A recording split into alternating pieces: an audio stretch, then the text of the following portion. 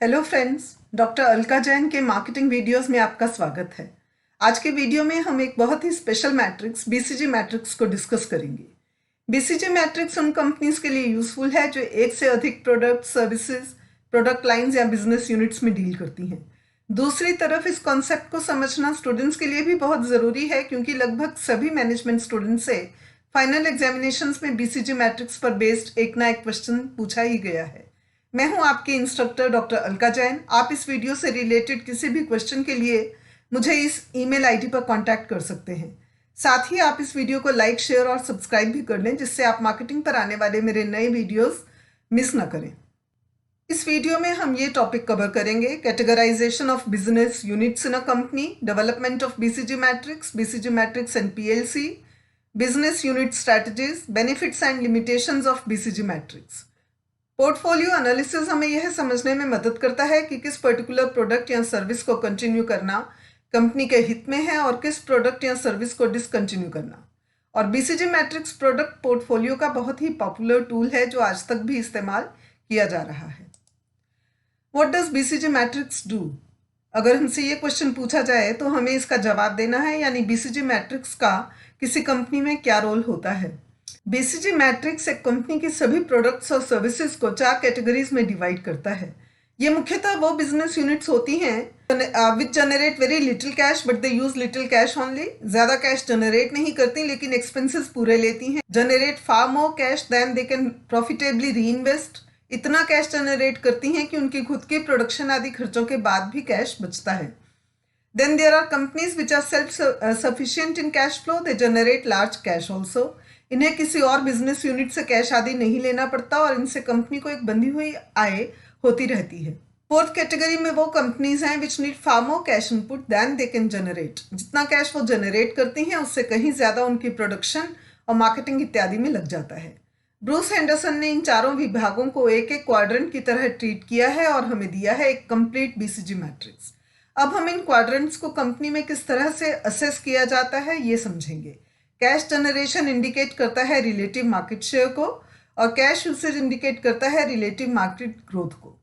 BCG matrix में इन दोनों का प्रोडक्ट या सर्विस पर हम इफेक्ट भी देखेंगे। पहले हम इन 4 तरह के बिजनेस यूनिट्स को डिटेल में समझते हैं। पहली कैटेगरी है क्वेश्चन मार्क्स। ये वो बिजनेस यूनिट्स हैं जिनका कैश यूसेज ज्यादा है और कैश जनरेशन कम। इसका सीधा अर्थ यह है कि मार्केट ग्रोथ तो हाई है पर लार्जेस्ट कॉम्पिटिटर के मुकाबले मार्केट शेयर लो है। इस क्वाड्रेंट को बीसीजी मैट्रिक्स में इस प्रकार दिखाया जाएगा जैसे कि आप स्लाइड में देख सकते हैं।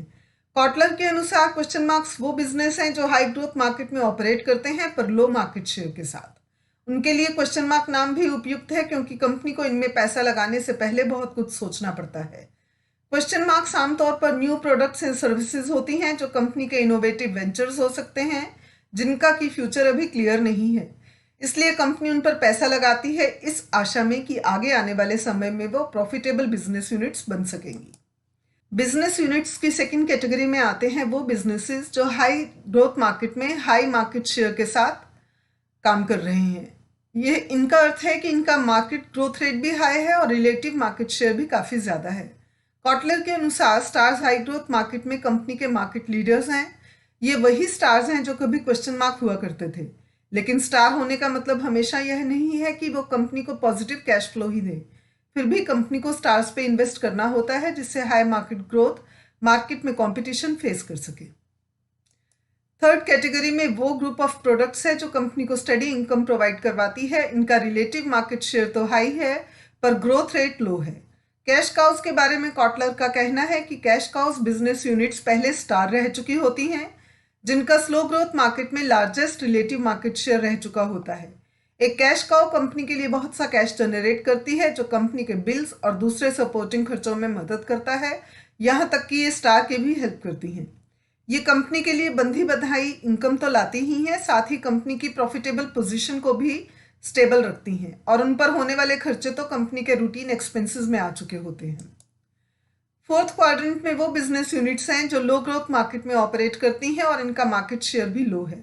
इनको नाम दिया गया है डॉग्स। कॉटलर कहते हैं डॉग्स ऐसे बिजनेस हैं जिनका लो ग्रोथ मार्केट में वीक मार्केट शेयर है और ये टिपिकली लो प्रॉफिट या लॉसेस जनरेट करती हैं।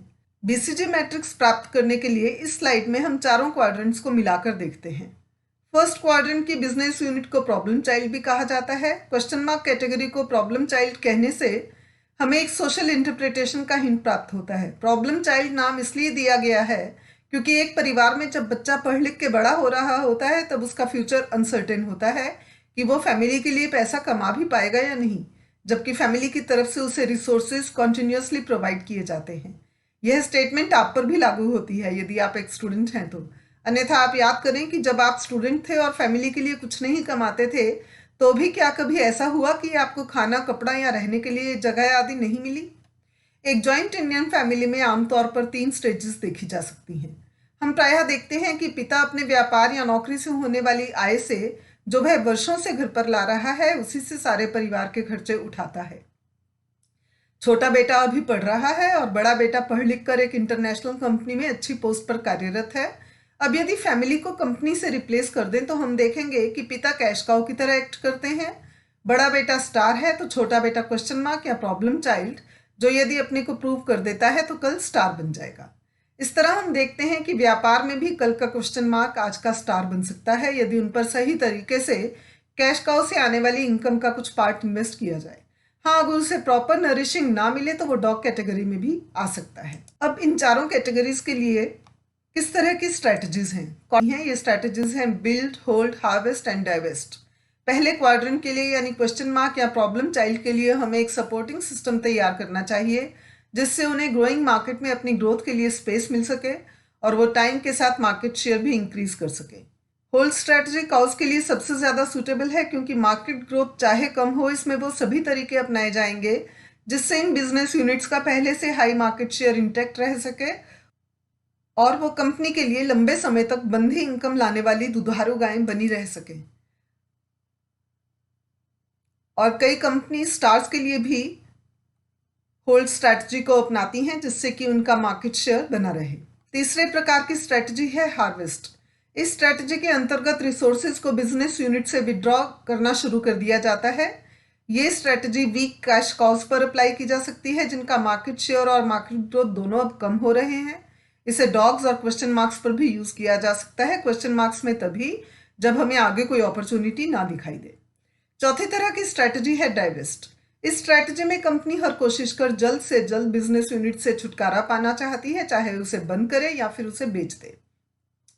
ये स्ट्रैटेजी डॉग्स के लिए उपयुक्त है या फिर उन क्वेश्चन मार्क्स के लिए जिनके लिए आगे कोई अपॉर्चुनिटी दिखाई नहीं देती। जब भी कोई डेड बिजनेस आइडेंटिफाई हो जाए तब ये स्ट्रैटेजी अपनानी चाहिए। अब हम समझेंगे कि प्रोडक्ट लाइफ साइकिल और बीसीजी मैट्रिक्स में क्या रिलेशनशिप है। जब भी कोई कंपनी स्टार्ट होती है तो तकरीबन सभी प्रोडक्ट्स फर्स्ट क्वाड्रेंट यानी क्वेश्चन मार्क्स होती हैं, जहां इन्वेस्टमेंट तो की जा रही है पर कैश जनरेशन बहुत ही कम या ना के बराबर है। आमतौर पर क्वेश्चन मार्क्स पीएलसी के फर्स्ट पार्ट यानी इंट्रोडक्शन फेज में होते हैं, जैसा कि स्लाइड में आप देख सकते हैं। जैसे जैसे कंपनी ग्रो करना शुरू करती है कुछ प्रोडक्ट्स क्वेश्चन मार्क्स से स्टार कैटेगरी में आ जाती हैं, कुछ प्रोडक्ट्स क्वेश्चन मार्क ही रह जाती हैं और कुछ डॉग कैटेगरी में आ चुकी होती हैं। जो स्टार बन गई हैं और कंपनी के लिए प्रॉफिट जनरेट कर रही हैं उन्हें ग्रोथ फेज में सही जगह प्राप्त होती है। जब और समय बीतता है तो कुछ स्टार कैश काउ कैटेगरी में आ चुके होते हैं और कुछ क्वेश्चन मार्क स्टार बन चुके होते हैं। कैश काउस को मैच्योरिटी फेज में समझा जाना चाहिए, जो अब तक अपने को मार्केट लीडर की तरह एस्टेब्लिश कर चुकी होती हैं, लेकिन अब उनकी ग्रोथ लाइन आगे नहीं बढ़ रही या बहुत धीरे बढ़ रही है। डिक्लाइन फेज में डॉग कैटेगरी आएगी, जो अभी तक कंपनी को कोई प्रॉफिट नहीं दे पाए या इस समय कोई भी प्रॉफिट नहीं दे रहे हैं। ऐसे बिजनेस यूनिट में पैसा लगाते रहना कंपनी के लिए नुकसानदायक है। अब हम देखेंगे कि बीसीजी मैट्रिक्स के बेनिफिट्स क्या हैं। बीसीजी मैट्रिक्स कंपनीज को एप्रोप्रिएट रिसोर्स एलोकेशन में हेल्प करता है, क्योंकि इससे कंपनी अपने बिजनेस यूनिट्स की नेचर और मैट्रिक्स में उनकी पोजीशन पहचान जाती है, तो ये डिसीजन लेना बहुत आसान हो जाता है कि कहाँ रिसोर्सेज को इन्वेस्ट करना चाहिए और किस बिजनेस और किस यूनिट से रिसोर्सेज को विड्रॉ कर लेना चाहिए। साथ ही बीसीजी मैट्रिक्स से हमें रिसोर्स एलोकेशन का बहुत ही सिंप्लीफाइड डिसीजन मेकिंग प्रोसेस प्राप्त होता है। प्रोडक्ट्स या बिजनेस यूनिट्स को कैटेगराइज कर देने से रिसोर्सेज का यूटिलाइजेशन भी सुनिश्चित हो जाता है और एक बैलेंस्ड स्ट्रैटेजिक अप्रोच अप्लाई करके ऑर्गेनाइजेशंस को किसी भी प्रकार के फेवरेटिज्म से बचाकर प्रॉफिटेबिलिटी की ओर पुश किया जा सकता है। बीसीजी मैट्रिक्स की लिमिटेशंस क्या है? पहली लिमिटेशन यह है कि यह बहुत ज़्यादा सिंप्लीफाइड मॉडल है। रियल मार्केट में बिजनेस यूनिट्स को इस तरह कैटेगराइज करना इतना आसान टास्क नहीं होता जैसा कि डायग्राम में दिखता है। दूसरा, ये मॉडल फ्यूचरिस्टिक नहीं है। मैट्रिक्स प्रेजेंट स्ट्रैटेजी को ही लक्ष्य करता है, फ्यूचर की स्ट्रैटेजीज को नहीं। कभी कभी हाई मार्केट शेयर का अर्थ प्रॉफिटेबिलिटी या मैक्सिमम प्रॉफिट नहीं होता। लो मार्केट शेयर वाले बिजनेस कई बार ज़्यादा प्रॉफिट दे सकते हैं।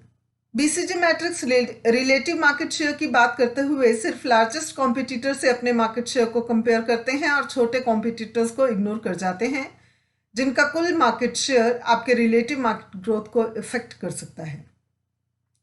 बीसीजी मैट्रिक्स के लिए हम डिटेल्स फिलिप कॉटलर की 2002 एडिशन में तो देखते हैं, किंतु 2012 की कॉटलर और केलर की मार्केटिंग मैनेजमेंट बुक में एक इंटरेस्टिंग स्टेटमेंट मिलती है।